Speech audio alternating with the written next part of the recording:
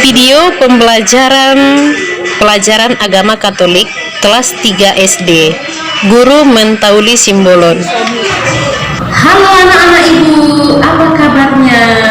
Ibu sangat berharap nak kalian baik-baik saja ya, walaupun kita belajar jarak jauh. Nah, ini pertemuan kita yang pertama. Untuk mengawali pertemuan kita pada hari ini, mari kita awali dengan berdoa. Kita berdoa dalam nama Bapa dan Putra dan Roh Kudus. Amin. Ya Tuhan, kami berterima kasih karena Engkau selalu menjaga, mendampingi, dan memelihara kami sejak lahir. Amin. Aku tumbuh dan berkembang. Arti perkembangan adalah suatu proses perubahan dari segi kepintaran. Nah, boleh kita lihat gambar ini, di mana gambar A itu menjelaskan bahwa seorang anak itu masih dituntunnya, masih diajari menulis, membaca begitu. Sedangkan gambar B sudah mulai mandiri dari segi menulis, membaca begitu. Nah, seperti anak itu sekarang kelas 3 itu sudah mulai mandiri, tidak seperti anak TK lagi yang harus dipegang tangannya menulis, membaca harus diajari lagi, dan berhitung. Nah, sekarang ibu mau menjelaskan siapa sebenarnya yang membantu proses pertumbuhan dan perkembangan diri kita. Atau ada yang tahu? Ayo tunjuk tangan. Nah, pasti banyak yang tahu. Siapa sih yang membantu proses pertumbuhan dan perkembangan kita? Tentu yang pertama adalah orang tua. Nah, kemudian yang kedua adalah siapa? Guru. Yang ketiga adalah teman. Sudah? Kenapa orang tua dikatakan itu sangat membantu proses pertumbuhan kita atau perkembangan kita?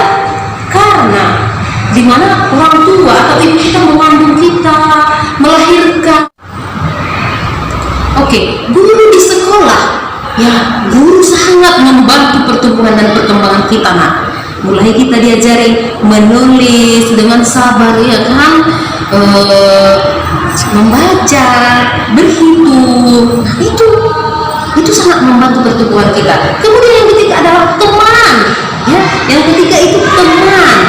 Teman itu sangat membantu kita juga dalam masa pertumbuhan. Contoh, kita bisa bermain yang kita tidak tahu awalnya, bermain petak umpet, bisa jadi tahu dari teman, diajari. Nah, itu juga sangat membantu pertumbuhan kita. Sekarang, apa sih faktor yang sangat mempengaruhi pertumbuhan kita dan perkembangan kita? Apa? Ayo. Tentu kita harus makan 4 sehat 5 sempurna. Sekali lagi nak, 4 sehat 5 sempurna. Seperti di gambar ini, tentu kita harus makan makanan yang sehat, bergizi, rajin makan sayur, makan ikan, ya, sekali-sekali boleh makan daging, minum susu, makan roti, makan buah-buahan. Sudah? Harus mau ya nak makan itu ya. Kemudian apalagi sih yang mempengaruhi proses perkembangan kita? Tentu kita harus rajin belajar, ya, rajin juga berlatih. Contoh, kalau ada anak-anak ibu yang tidak tahu menulis A, harus belajar terus, berlatih. Oke? Ya nak ya.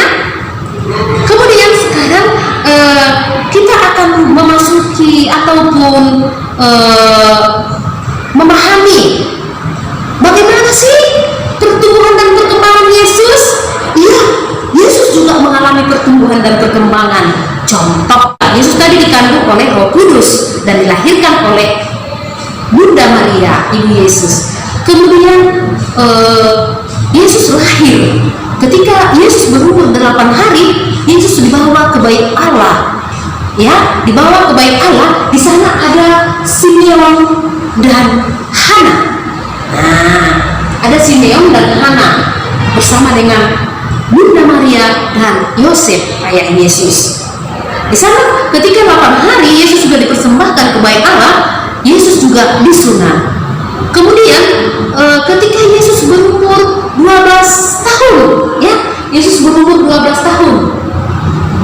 Yesus sudah merayakan Paskah, di mana Yesus tertinggal di Yerusalem. Kemudian ketika Yesus sudah dewasa, berumur 30 tahun, Yesus dibaptis di Sungai Yordan oleh Yohanes Pembaptis. Nah, ingat ya, yang membaptis Yesus itu adalah Yohanes Pembaptis. Kemudian di mana juga pada umur 30 tahun itu, ketika Yesus dibaptis di Sungai Yordan, di sanalah Yesus mengawali untuk mulai mewartakan kerajaan Allah. Penjelasan kitab suci tentang perkembangan Yesus. Nah, boleh nanti kita baca Injil Lukas bab 2 ayat 1 sampai 52 ya. Boleh nanti dibaca ya, Alkitabnya di rumah ya, Nak ya.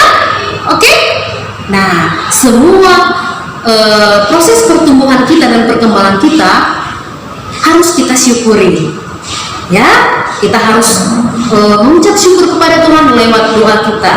Bukan hanya kita yang mengalami proses pertumbuhan dan perkembangan, Yesus juga sebagai teladan kita mengalami pertumbuhan dan perkembangan. Oke, sampai di sini pertemuan kita. Nah, Sekarang mari kita akhiri pelajaran kita dengan berdoa. Teman-teman, mari kita bersatu di dalam doa. Dalam nama Bapa dan Putra dan Roh Kudus. Amin. Ya Tuhan, kami bersyukur kepadamu karena kami telah bertumbuh besar dan menjadi anak-anak yang terampil dan pintar. Amin.